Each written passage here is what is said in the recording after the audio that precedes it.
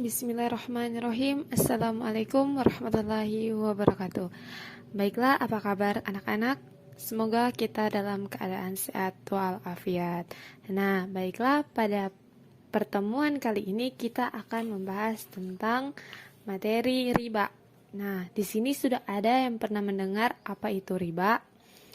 Baik, riba menurut bahasa berarti bertambah, sedangkan menurut istilah syara, riba adalah tambahan pembayaran tanpa ada ganti atau imbalan yang disyariatkan bagi salah seorang dari dua orang yang mengadakan transaksi.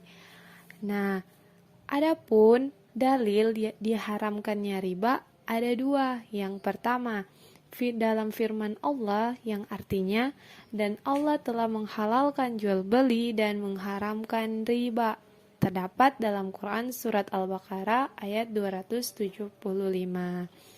Nah, pada hadis Nabi Muhammad SAW yang artinya dari Jabir radhiyallahu anha, ia berkata, Rasulullah SAW telah melaknat orang-orang yang memakan riba, orang yang menjadi wakilnya, atau orang yang memberikan makan hasil riba, orang yang menuliskan, orang yang menyaksikan, dan selanjutnya Nabi bersabda, mereka itu semua sama saja. Nah, jadi segala perbuatan yang mengandung kata riba, baik ia hanya menuliskan, menerima, ataupun hanya ada sebagai saksi di dalamnya, maka ia termasuk orang yang riba dan mendapatkan dosa. Nah, selanjutnya ada berapa sih macam-macam riba? Nah, riba sendiri ada 4 macam. Yang pertama, riba fadli. Riba fadli yaitu tukar-menukar dua barang yang sama jenisnya dengan mensyaratkan suatu tambahan sehingga ada pihak yang dirugikan. Contohnya seperti apa? Nah, seperti gambar yang ada di samping. Cincin lama tambah uang sama dengan cincin baru. Maksudnya itu bagaimana? Nah, kita mempunyai barang, ingin menukar barang tersebut dengan barang yang baru.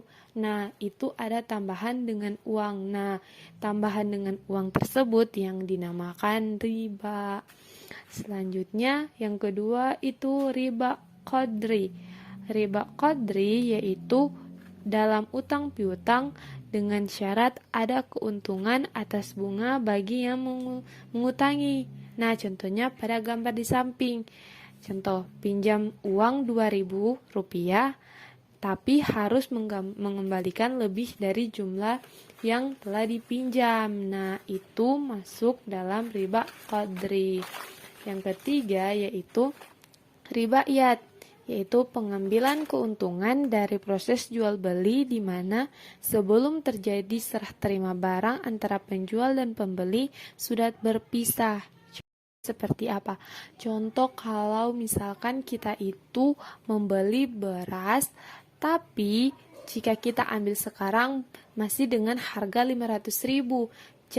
Tapi jika bagaimana? Contohnya ketika kita membeli beras, yang mana jika kita membeli di hari yang sama, maka beras itu masih dengan harga 500.000. Tapi jika kita membeli di hari berikutnya atau membayar di hari berikutnya, kita mengambil barang tapi membayarnya pada hari berikutnya, maka itu termasuk dalam riba qadri, yang mana sudah ada penambahan dan tidak ada proses jual beli antara penjual dan pembeli, atau salah satu dari keduanya sudah berpisah. Nah, adapun yang keempat riba nasi'ah. Riba nasi'ah itu yang terjadi karena adanya tambahan pembayaran hutang. Contohnya, seorang menghutang uang dalam jumlah tertentu pada orang lain dengan batas waktu tertentu, misalnya 1 bulan atau 1 tahun. Apabila lewat akan dikenakan bunga. Misalkan kita meminjam uang sebanyak 1 juta, maka pada bulan berikutnya jika kita tidak bisa mengembalikan, maka kita dikenakan bunga sebesar 10-20% sesuai dengan kesepakatan yang ada. Nah, selanjutnya yaitu dampak-dampak riba. Nah, apa sih saja dampak-dampak riba?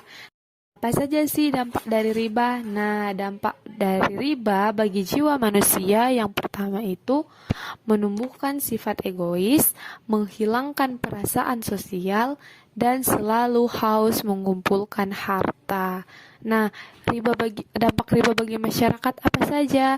Nah, yang pertama itu melahirkan permusuhan, menghancurkan kasih sayang, dan menumbuhkan benih-benih kebencian. Yang keempat yaitu selanjutnya dampak riba bagi ekonomi yaitu melahirkan kesenjangan sosial, segelintir orang memiliki harta berlimpah tapi yang lain miskin. Nah, contohnya bagaimana? Nah, itu adalah salah satu pihak yang diuntungkan, dengan keuntungan itu ia sejahtera, sedangkan bagi pihak yang dirugikan maka ia akan merasa kurang atau ia tidak mendapatkan apa-apa.